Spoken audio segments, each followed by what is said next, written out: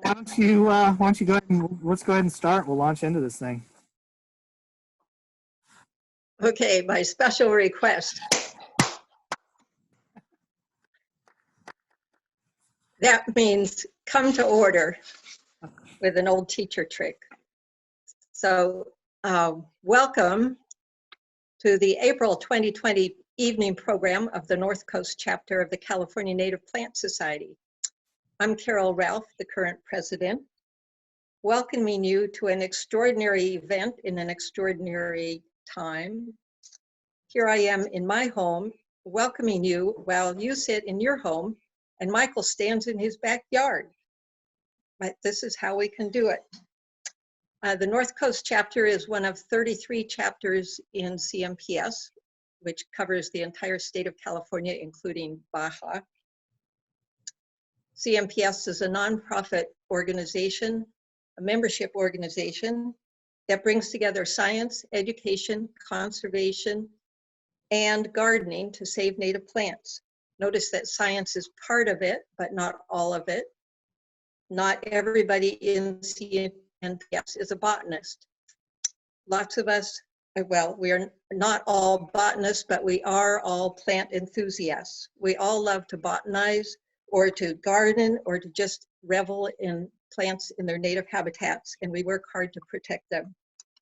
Our chapter provides a year-round active program of evening programs like this and field trips and occasional workshops. Plus our big events are the Wildflower Show in spring and 2 plant sales. The plant sales support everything we do by selling native plants. And we take seriously our mission of educating the public to the importance of plants in our gardens and public landscapes and of providing them with these plants. Now this year, the Wildflower Show and plant sale can't happen in their normal way on the first weekend of May. So we're working on figuring out how we can have it happen in some form. So please watch our chapter website and our Facebook page to find out how we're working them out. Meanwhile, if you want to buy some native plants, when you're out and about on your essential activity of buying groceries, you can stop at the Kneeland Glen farm stand at Freshwater Farms Reserve and buy your vegetables there, and you can buy native plants from our stand there. That's at 5851 Myrtle Avenue, every day of the week from 12 noon to 6 p.m.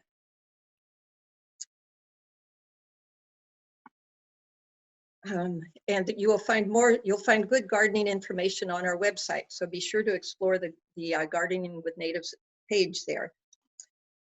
Now this evening, we can't share good plant observations the way we usually do at our meetings. So I invite you to discover our chapter's new Facebook group where you can contribute photos and ask people about them and comment on other people's photos. And since I get to talk, I'll tell you my plant observation that in the Lanphier Dunes, the Menzies wallflowers have been amazing this year, but my favorite is still the swale full of cream cups. Now, Michael showed you the website. Michael's other slide shows the website links, the website of the state CMPS, where you can go to join CMPS if you want to support us and CMPSers all over the state and be part of us. And our chapter's website, where you can go to see our events that are coming up.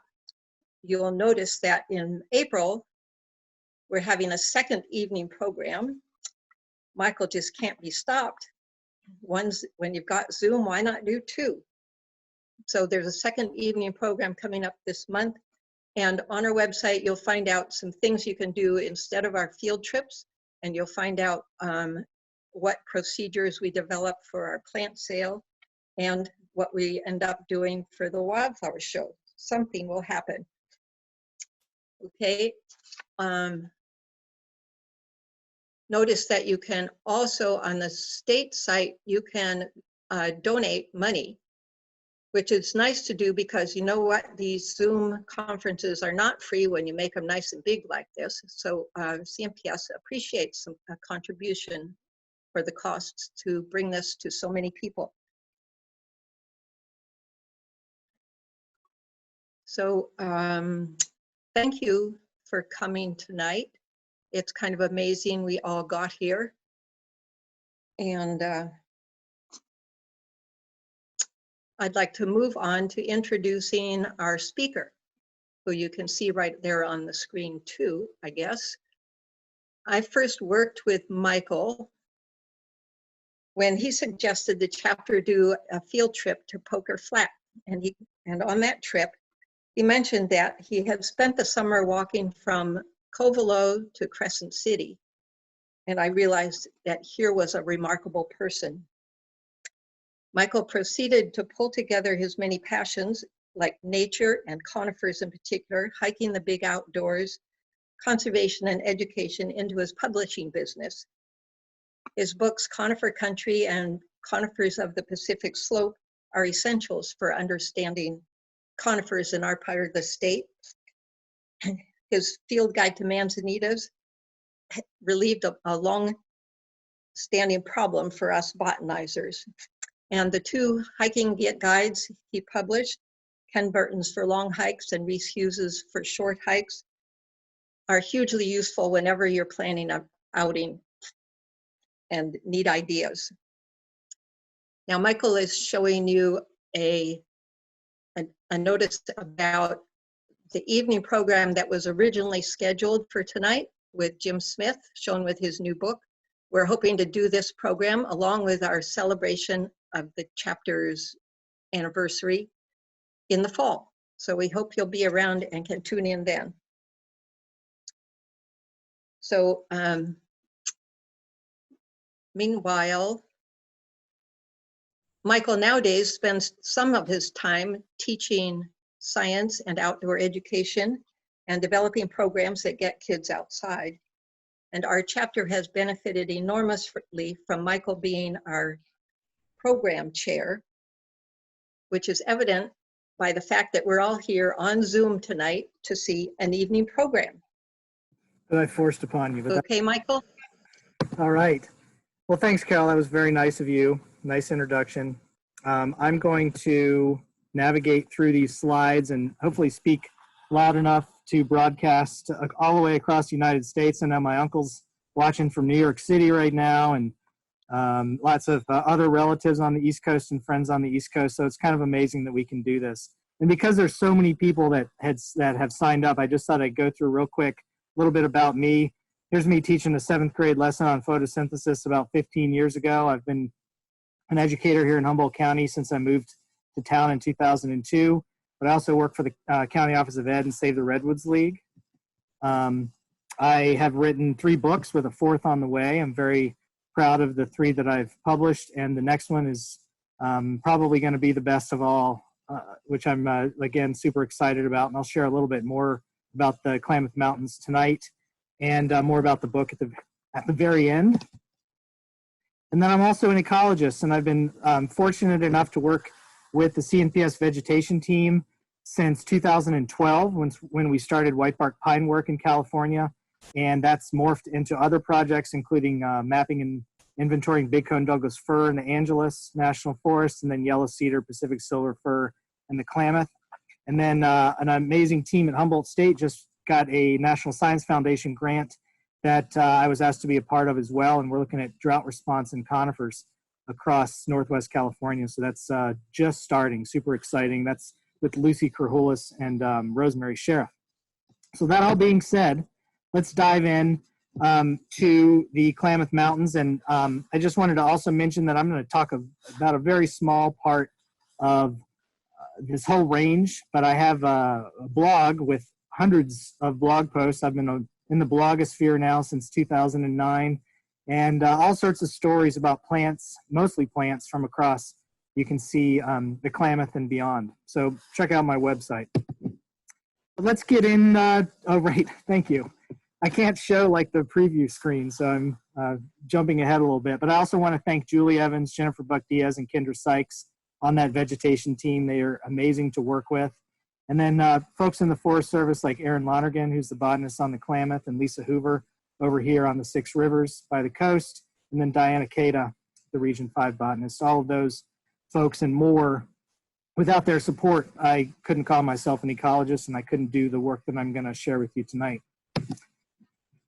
Okay, so I'm going to talk. I decided, normally I don't talk a lot about conifers in the Klamath Mountains because most people, when I give this talk, have heard that part of it before, but there's so many new folks on board tonight that I'm going to do a brief overview of that.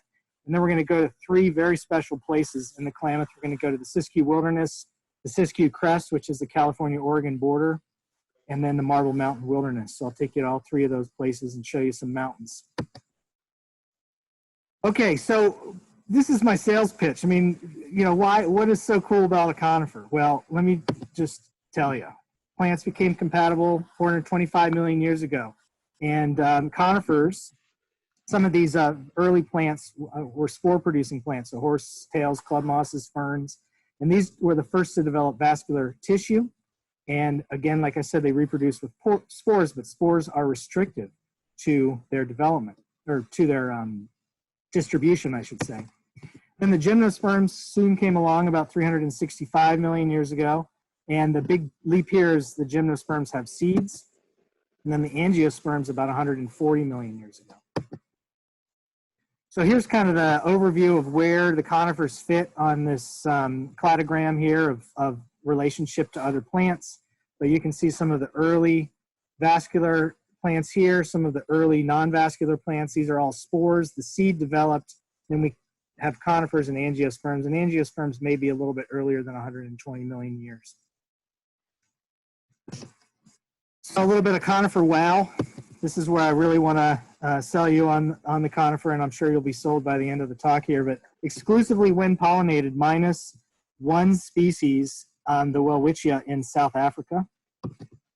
They often grow in these suboptimal environments, places that many plants and even animals don't enjoy being in. They're generally restricted to higher elevations and latitudes, which is how I first fell in love with them when I lived in Southern California and taught in the San Gabriel Mountains in Wrightwood. I found myself on top of the different peaks there, Pine Mountain in particular, where there's a small stand of lodgepole pine, and it just blew my mind. Why are these trees isolated on this mountaintop? And that was when I first fell in love with the conifers. And then there's exceptions to this. Obviously, locally, when we have this amazing temperate rainforest with the redwoods here behind me, they do very well in the good conditions, great soil here on the coast. So there are some exceptions to the suboptimal environments. But this is what I think is really wild. They're less than 1% of all species, probably about 0.1% of all species, because more and more angiosperms are being described all the time, but still they cover 30% of Earth's forested land. And then they're also the largest, tallest, and oldest living things. So there's my wow for you. If we look at distribution, this is a graphic that I created when I was in grad school at HSU. It's based on a paper from 2005. It's in conifers of the Pacific Slope. But if you look at this distribution, you'll notice that half of all the conifers are on the Pacific Rim. And if we zoom in a little bit more, 10% of the world's conifers are in California, Oregon, and Washington. And that's what's covered in my Conifers of the Pacific Slope book. And then zoom in even more, 5% of the world's conifers in the Klamath Mountains. And this is why it's one of my favorite mountain ranges on Earth. Now, I can't see questions or comments, so maybe at the end I can scroll through that. But if you do have something, there should be a question area that you can type something into. Normally I let people shout out in the middle of my presentations and ask questions, but can't do it tonight.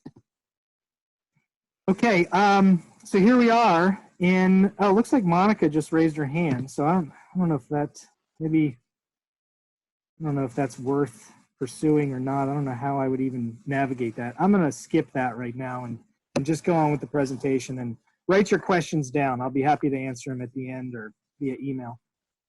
So here's what I now describe as the Klamath Mountains. And this is the geomorphic province. As we've begun work on this natural history of the Klamath Mountains book, this has been modified. We've modified this polygon in Oregon slightly. And then this area here to the east of Interstate 5 was recently sort of lumped onto the Klamath. I guess that was maybe 7 or 8, 10 years ago. But this is what we describe as the Klamath Mountains. And it's basically from the Yollobolies. This is North Yollobole Peak. It follows South Fork Mountain pretty much all the way up to Delnord County.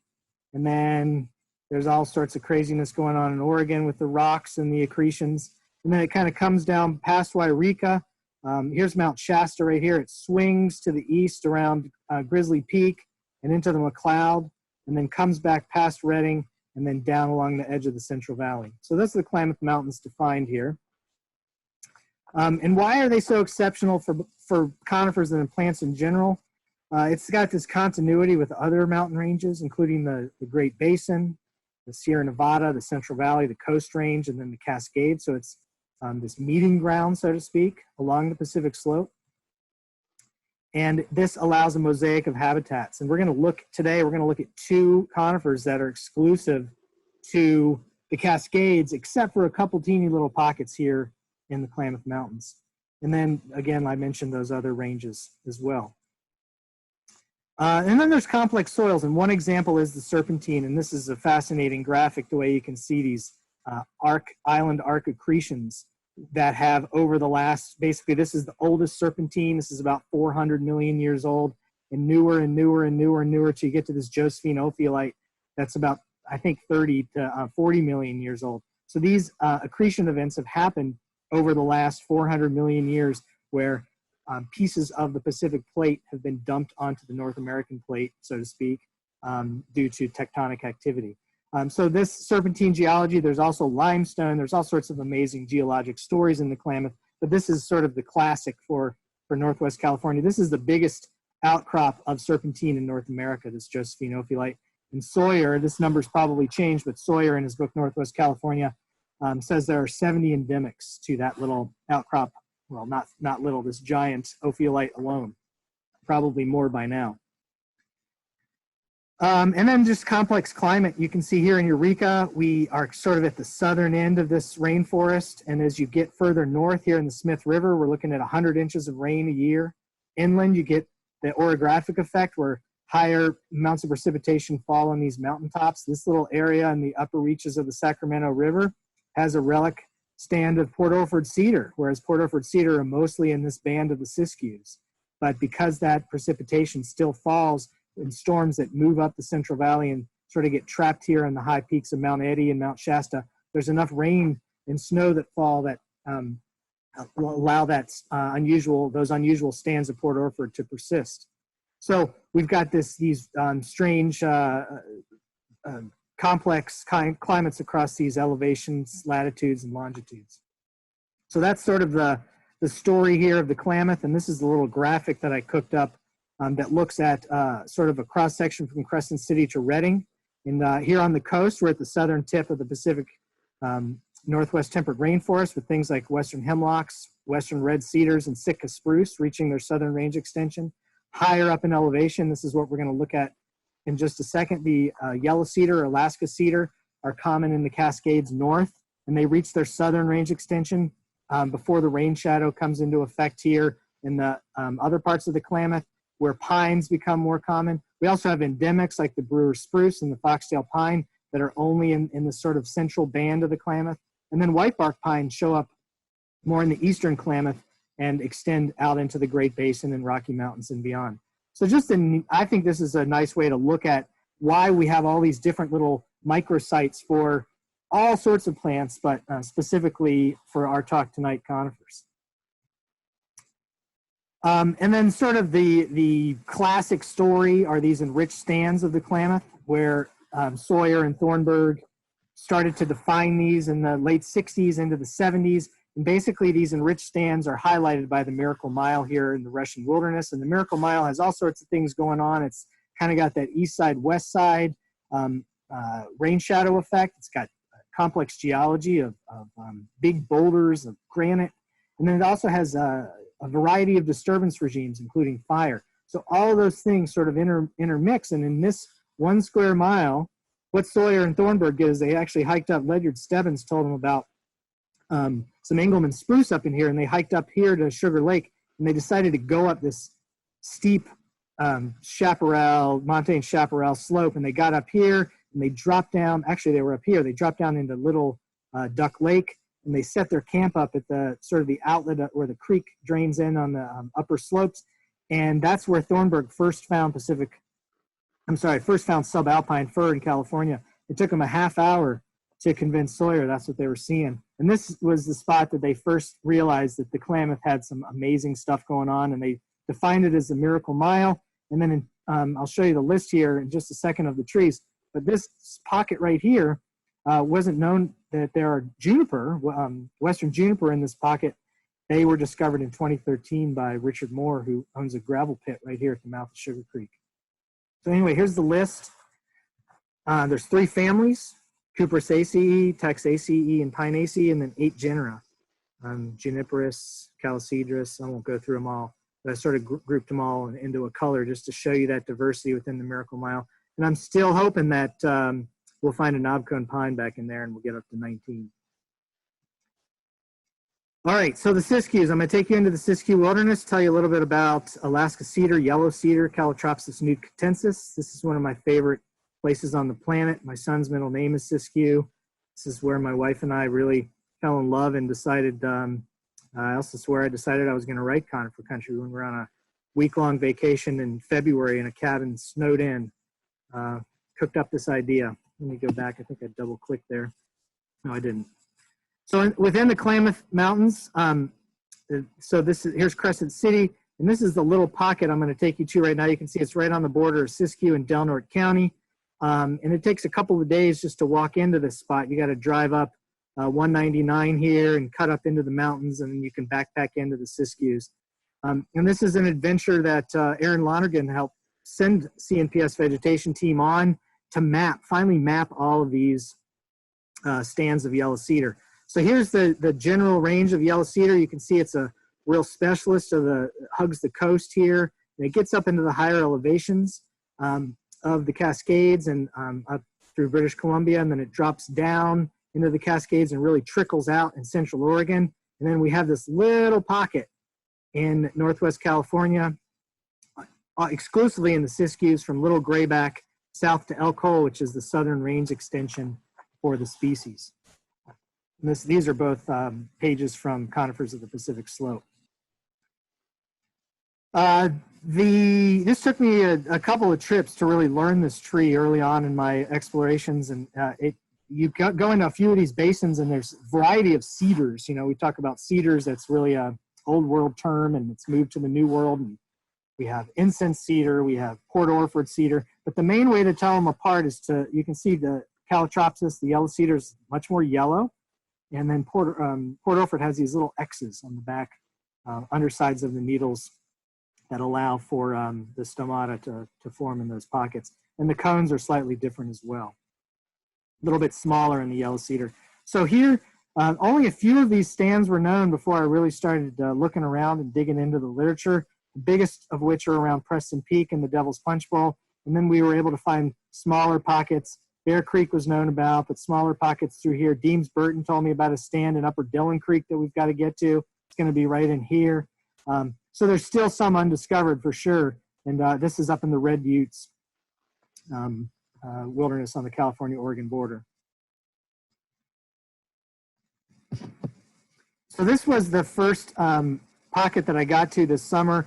And this is up near Young's Valley. You kind of have to climb up out of Young's Valley to Cyclone Gap. And this is Upper Copper Creek. And when I first looked down in here, it took me about another hour to navigate down this hillside and get in here. But when I first looked down in here, I realized this was probably going to be one of the larger stands of yellow cedar that I had ever seen. And it turned out I was right. They basically can be found throughout that whole basin. Accidentally clicked too fast. Throughout this whole basin, mixed with Port Orford cedar. There's about 9 different species in just in this little canyon, this little small glaciated canyon or cirque here. There was only one place to camp, but it was all surrounded by yellow cedar. This is El Capitan, if you're familiar with the Siskiyous. But what's interesting is in 2018, the Nachez Fire started pretty early in the summer, and it really just crept up. So we're looking here. This is the Devil's Punch Bowl. Here's Preston Peak. We're looking down into Clear Creek here. But it started the other direction. It started kind of over near Happy Camp, and it just crept and crept and crept all summer. And then in late September, it crested here, and it just blew up in Upper Clear Creek. So most of the yellow cedar stands were actually fine as the fire crept. And then as it got into some of these lower elevation stands of Douglas fir and white fir, it just really exploded in late summer. And thankfully, the yellow cedar, for the most part, were fine. But this was a small pocket in that Upper Copper Creek Canyon that burned pretty significantly. So here's a picture from within the stand. There's about 70% mortality just in this little pocket.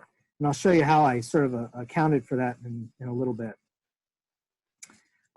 So this is another view out towards El Capitan, but this is where the Nachez started, and it kind of crept up this canyon here slowly all summer. It was a relatively good fire. Nice brewer spruce are endemic to the Klamath. So this was my range map before my 2019 visit. You see there's some small pockets here and some unknown glaciated pockets, all north-facing pockets throughout the Siskiyous. Here's Preston Peak.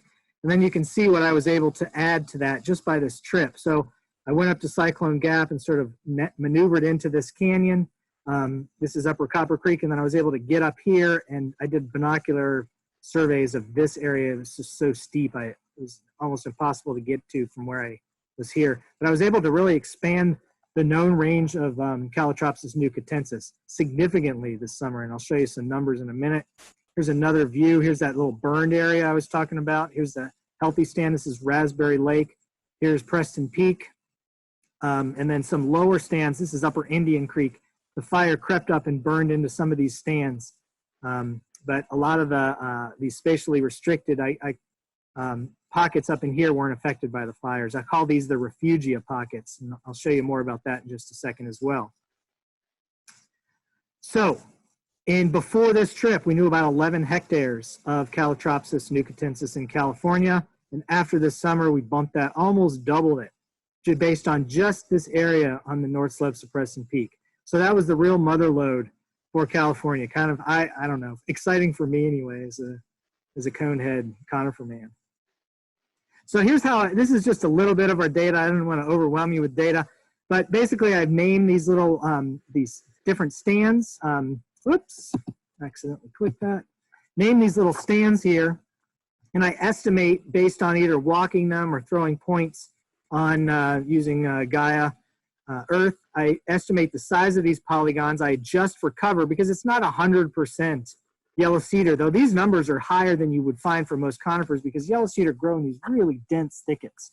So I adjust for cover, and then I look at fire survival. So 100%, 100%. And then this was a stand at Buck Lake that I actually surveyed with Julie Evans, Tom Carlberg, John McCrae, and Lisa was there. Lisa Hoover was there. But we estimated this at about 80% survival, so 20% mortality. So these numbers give us both, I should probably just drop the acres, but this gives us the hectares.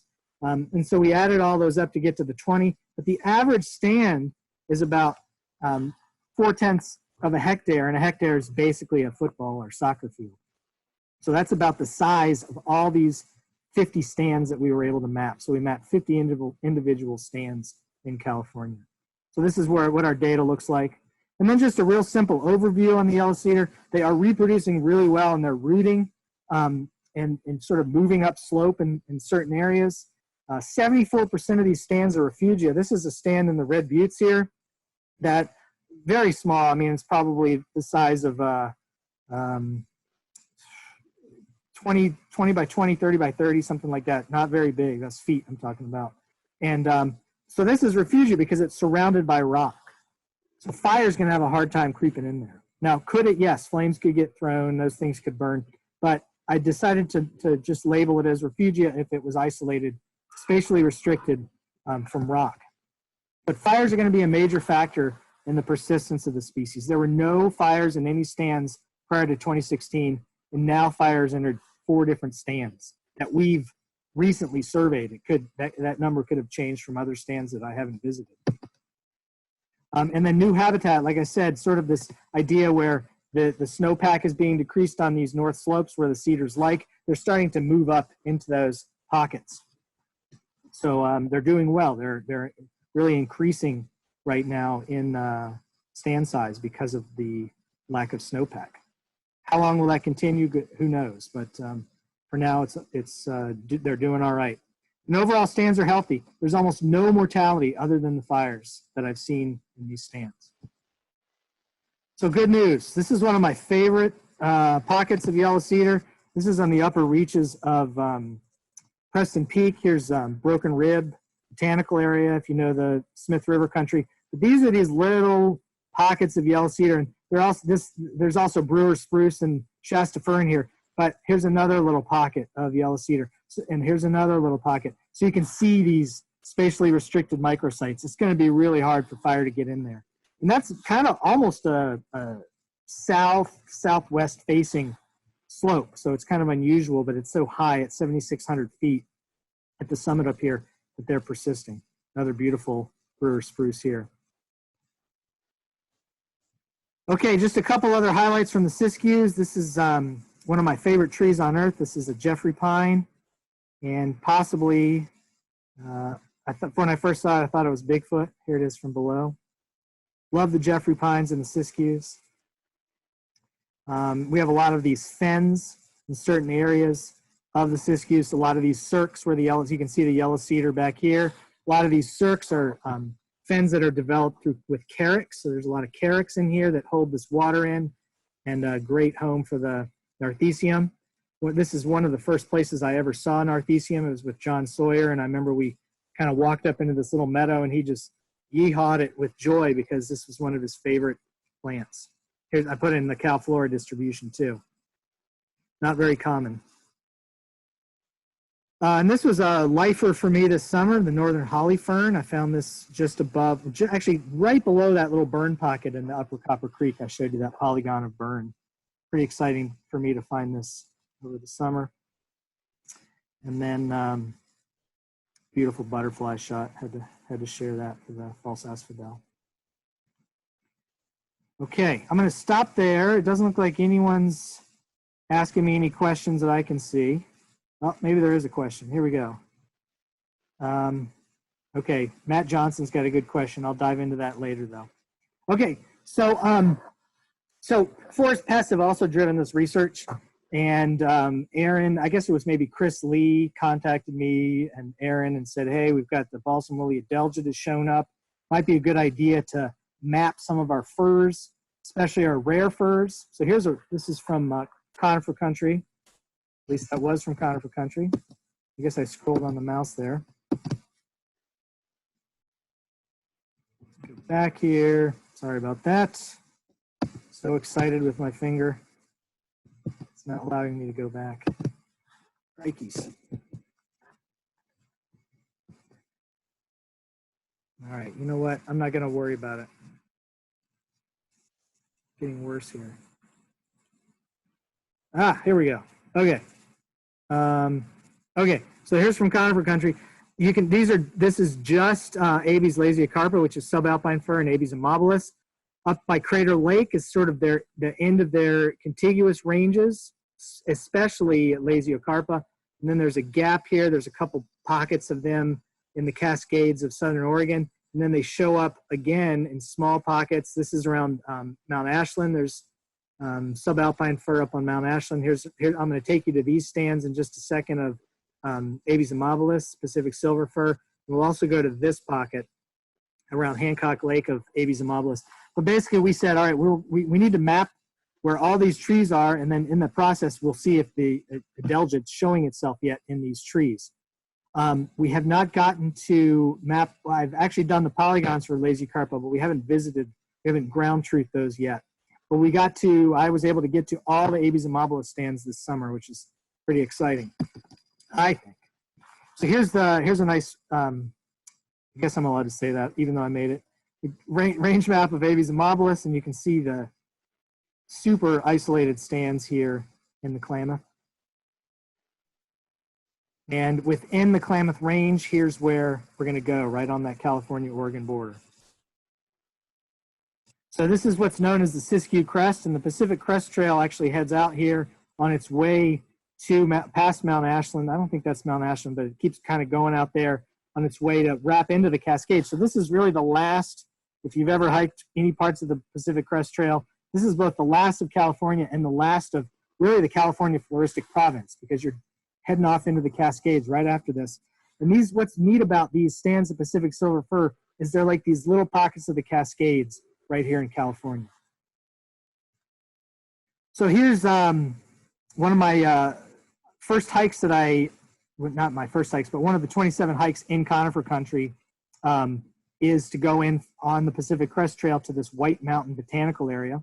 And here's when you find Pacific Silver Fir, you flip those needles over, and man, it just glows white, unlike the white fir, with which they're easily confused. So if you've been to the Siskiyou Crest, this is Cook and Green Pass, which goes down to Syad Valley here. So Cook and Green is this botanical area that's highlighted on my Google Earth here. Here's the Pacific Crest Trail. It goes across. And here's the different stands of Pacific Silver Fir. So here's one of the stands. Here's the second of the stand. And then there's a little teeny pocket of them right here. And that's it. Here's the Oregon border. And then Applegate, here's the Applegate Reservoir right here. So this kind of gives you a little bit of perspective. But I'd highly recommend Cook and Green and a hike into either the Red Buttes or over here to see the Silver Fir, and even to explore down into the Applegate afterwards. Here's the hike in on the PCT. Here's Black Mountain. So this is looking towards the Red Buttes out here. These are all this is all south-facing slope, Jeffrey Pine, Quercus vaccinifolia, the huckleberry oak. And then what you do is you're kind of right between White Mountain and Black Mountain, you can drop off the PCT. You don't even have to, the PCT takes you right to this saddle, and you drop through this meadow. And this is the stand of Pacific Silver Fir. You can kind of tell, or maybe you can't, I can anyway, that it's got this much darker look to it. It's like this, deep, dank, north slope, low solar insolation area where these firs have persisted for millennia. And of course, here's another one of these classic fens, built carex fens with some other mosses. But here's the stand that we're going to go into. Actually, I wanted to show you this cool juxtaposition here. And then this is that same stand. And this is White Mountain. And look at the serpentine. This is all western white pine, Pinus monticola. So that serpentine divide between this spot and then where the silver fir are is just extraordinary. Now let's go into the stand. So here's this classic Pacific Silver Fir bark with these nice big blocky, and then also a lot of mountain hemlock. So it's almost a 50-50 mix of hemlock and Pacific Silver Fir. There's a little bit of Shasta fir in the stand as well, but almost no understory besides fuel buildup. This was the largest that I found, and my buddy Matt Ritter, who is actually going to do one of these talks in a couple of weeks, is the big tree registry guy at Cal Poly, and we didn't have a record, so I thought, you know what, I'll nominate this tree. There's probably a bigger one out there, but this was a fun one just to get something on the record books. 125 inches in circumference, 123 feet tall, which I felt like is pretty tall for almost near the summit of a mountain, 6,500 feet. But so what's happening to Pacific Silver Fir? Well, here's Bayer is ripping into this one for the sugars. This fir engraver beetle is really causing some decline in both Shasta fir and in Pacific Silver Fir. And then there are these strange little fasciculations that had developed at these branch tips. And I checked with different people, not quite sure what they are, but probably one of these three: spruce budworm, Douglas fir tussock moth, or balsam woolly adelgid. So in this stand, this was really sad to see. This was a fire in 2017, and it basically just ripped through, and 80% mortality in the upper reaches of Joe Creek here. but what happened there? I think I messed that up. Whoops. All right, anyway, I'll talk a little bit more about that mortality. I think I lost a picture. But anyway, here's the results of that fire from 2017. It's pretty tragic for the Pacific silver fir. A couple other highlights from this region of the world on the Siskiyou Crest, this California bugbane. Look at this distribution. Isn't that wild? This has got to be the species waiting to be described, and maybe all three are going to be split. But there's a couple of pockets of these at Cooking Green and a few other areas on the Siskiyou Crest. Cool plant. This rough fruit raspberry, never seen that one before, but it's another more classic cascade species. And then yellow tritelia, another classic Klamath, almost exclusively in the Klamath. All right, probably one of the most isolated places in California is where we're going next. This is in the heart of the Marble Mountains. These little red areas are the wilderness areas. So here's the Trinity Alps, the Marbles, the Siskiyous, three enormous wilderness, and then also the Yola-Boli at the southern tip of the Klamath. So the Marble Mountain Wilderness, you have to get here. It's really a challenge because you have to drive the Salmon River, which is a one-lane road. You can come over from Etna, you can go up from Soames Bar, and then you walk up the North Fork. So the North Fork starts out here and it kind of wraps all the way up this long glaciated valley, and you get up into the high elevations of the English, the English Peak Pluton here, which is where the glaciation and the north-facing slopes for the Pacific silver fir exist. And what inspired my book Conifer Country was my first trip in here. This is from 2004. You can see it looks a little bit different. I'll show you some before and after. But this is that same valley. Here's English Lake, same valley 15 years ago. And this is when I first saw the Pacific silver fir in California, and I thought, man, what a cool story, these conifers in the Klamath. The rest is history, I guess. So I included this hike. It didn't include a lot of wilderness hikes in Conifer Country, but you can see it's a very strenuous hike. It's about 30 miles round trip to get up to Hancock Lake and back out. And there's a couple other things that I've highlighted along the way. But it's nice because you start in this low elevation, 3,000 feet, and you get up to almost 7,000 feet on a couple of the summits. So once you get up into here's English Peak, here's English Lake. That picture that I just showed you was from this saddle here looking down. There's a stand above English Lake. This is the classic stand here above, this is Hancock Lake. Above Tom's Lake, there's a stand with some fire impacts and from the Wallow fire a couple of years back. And then there's a couple other small stands that we were able to map for the first time right below, off of that serpentine below Hancock Lake. This is Upper Hancock with silver fir. There's the picture there. There's the upper cirque. This is all subalpine fir on these, Pacific silver fir on these north slopes. And some of it this was that burn area that I showed on the map before that they burned up in the Wallow fire a couple years back. But look at that regeneration. This is all Pacific silver fir and these little washes below the highest peaks. So there's obviously enough moisture there that they were able to, these saplings could have been there before the fire, but they've really responded with the amount of light availability after the stand was burned through. So that was encouraging. See that regeneration, but this was discouraging. This is the near 80% mortality. This is near Tom's Lake. This little pocket here.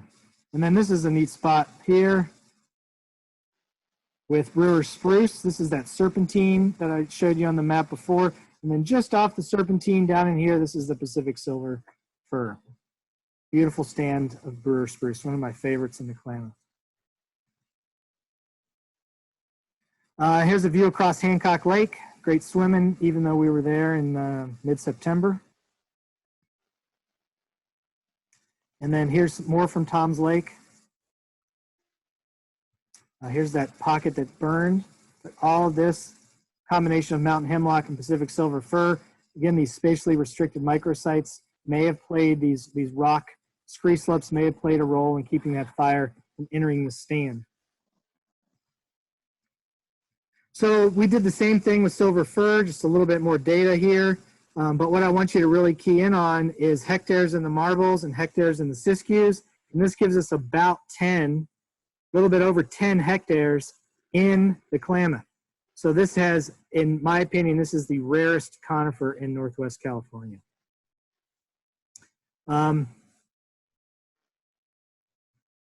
Okay, somebody asked Pacific silver fir at Frying Pan Lake. No, those are subalpine fir. And Judy asked, no hemlock woolly adelgid, just balsam woolly adelgid. That is my understanding, but I may have messed that up. So not 100% sure, Judy. And then Daniel says, in the aerial view of English Peak, there's clear contrast of a bluish-white area versus rusty areas. Is calcareous rock versus serpentine? I don't think there is calcareous rock up there. It's a granite. It's a gabbro, I believe. But I'm not the best geologist. But thank you, Daniel. And then Matt, I will answer your question at the very end here. So anyway, pretty exciting to see these numbers. This is very similar to what we knew about Pacific's yellow cedar at the beginning of 2019. And then now we know that yellow cedar is about twice this, and Pacific silver fir is only about 10 hectares in California. So pretty exciting, I think, to have these numbers. So just some thoughts on Pacific silver fir. This fir engraver beetle, which are also affecting Shasta fir, are causing mortality about 10% in unburned stands. There's evidence of at least one of these three pathogens that I showed you in that picture with that fasciculation on the end of the branch. And then this was the really sad part, this upper Joe Creek, where the Abney fire came through. Some areas approached 100% mortality with an average of about 50%. My buddy Luke Rudiger, who lives at the base of Joe Creek, has hiked through the whole stand, and he said the lower portion, the lower half of that stand came out fine, but that upper section just really blew up in that Abney fire. So I'm going to end tonight with just a couple of before and after, I guess now being the after and 2004 being the before, just some pictures across specifically the upper English Lake area of the marbles. This is one of my favorite incense cedars. This is very close to a spot where the largest incense cedar in the world is in Devil's Canyon. It's just over from English Peak, over this river valley. But what a magnificent tree. This is probably the third or fourth largest incense cedar in the world.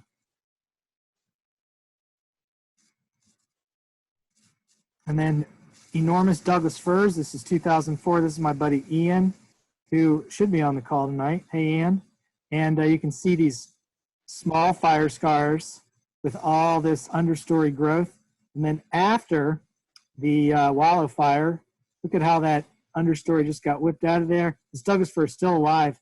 And look how those fire scars show the fire just kind of raged in there at about 20 feet up the tree. So very dynamic place out there. But you can see the Mahonia still doing well. Before and after. So here's a view from English Peak. This is the Uncle's Lake Basin. You couldn't even see Uncle's Lake in 2004 with all that forest cover. And then there's been a whole series of fires. I don't know if this was the Wallow or the Uncle's fire came through at one point. There's been a whole series of fires, but that's just obliterated. That's got to be, there's got to be an ecosystem conversion going on for quite some time to montane chaparral. Even these pockets of this. So this is the montane chaparral here, and that you would imagine that's relatively quote unquote normal for fire behavior. And these cooler pockets with the riparian corridors survived those fires. But this is just a little bit overwhelming to see for me sometimes. And then this is looking the other direction. Just complete. This is Devil's Canyon is actually just off the page here. This is a series of ridges that kind of run out to Woolly Creek out this way. But man, it's a lot of forest that got lost. And obviously this is a forest that's been growing for quite some time with fire suppression. So there's probably a balance here, but sad to see all that. And then here's my before and after. I'm pretty sure I couldn't carry a backpack that big anymore, but just love this area of the Marbles. Here's my buddy Justin, who went up there with me, Justin Garwood. We found some monster sugar pines. This is also in the English Creek Canyon. These are pretty far off the trail, but what beautiful trees. I think this one was about 23 or 24 feet in circumference. So that's all I got for you, and I really do appreciate your time, and I will look at the questions in a second, but I want to make one more pitch for this amazing book. You can see the variety of authors that I have recruited into helping me, and those are all the different chapters, and we are about, I'd say 50% done with this, and my goal is to have it out by next year. I was hoping spring, but coronavirus might set us back a little bit, but definitely by winter, Christmas time 2021. And this was my main chapter with Julie, the Julies and Michael Murray, but a variety of great stories will emerge from this. And then when you log out of this webinar, there's going to be a survey that has just a couple of questions. You can sign up for the North Coast email list. You can sign up for my email list with Backcountry Press and get updates from the field as well. And this is my wonderful family here, my wife Allison, my son Silas, and my newborn Asa from this summer. So that all being said, I really appreciate your time. There are a few more questions here that I will answer, and feel free to just log off if you're tired of hearing my voice. But Matt says, Matt Johnson, who's actually just right very close to me right now, which is funny, but here's his question. He says, when you're done, how might indigenous cultural burning have shaped yellow cedar in the past, if at all? And how might renewed interest in a return to cultural burning affect yellow cedar or other unique Klamath conifers? That's a great question. I think the bottom line with the yellow cedar, Matt, is that this is in an area where they may have burned for Quercus sadleriana, the saddler oak, on the periphery of the yellow cedar, but I can't imagine they burned in the yellow cedar pockets. Now, that being said, I could be totally wrong there. But I think that these pockets, both the yellow cedar and the Pacific silver fir, have remained cool, wet, and relatively fire-free for, since the end of the Pleistocene, really. But this is a good one for Frank Lake. I will throw that out to Frank. Okay, so I answered Judy's, I answered Daniel's. Jason Riley, in your estimation, are fires in the Klamath Mountains getting more frequent, larger, and burning more intensely compared to historic fire regimes? And what's driving this trend? So Jason, that is a great question, and it requires a whole chapter in our new book to answer that. And Jeff Kane has written that chapter, and he answers that question. But the general gist of it is they are definitely getting larger and burning at more intensity, and that is probably due to xerification, most likely due to xerification, which is, of course, the drying of the environment due to longer seasons with shorter rainy seasons, longer summers. Andre says, yo, Senor Kauffmann. Question for you at the end. Can you touch on the vector protocols that you were surveying for Adelgis picea? And were you following any published? No, I wasn't. I was just looking for evidence, and the hope was that Cynthia Snyder, Chris Lee, Aaron Lonergan, maybe Julie Evans, we would all go back to some of these sites in the future and start to set up more of a monitoring. My main role here was just to kind of get the ground truthing done, get understanding of where these trees are, and then have that those polygons so that we know when what decline is was happening. How many people are watching tonight? I think I saw it hit 200, but we're dropping fast here. All right, everybody, I do really appreciate your time. Watch North Coast CNPS for announcements about Matt Ritter coming up. And also Jennifer Wheeler, who I think is on, has agreed to do her North Coast BLM talk virtually as well. And then Jen Yost is going to join us from Cal Poly and tell us a little bit about her herbarium project at some point. That hasn't been announced.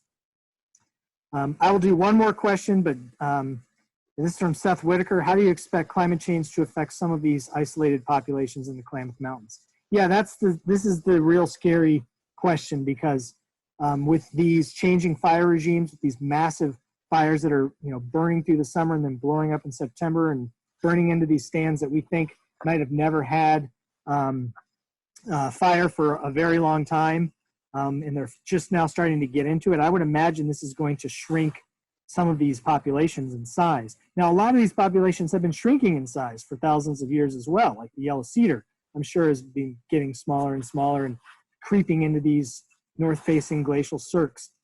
But are we accelerating the decline of some of these species? And I think the answer is most likely yes. Okay, that's it. I need a drink of water. I really appreciate everybody joining. And it was weird not seeing everybody, but knowing that 100 and almost 200 people were on checking this out makes my heart go pitter patter.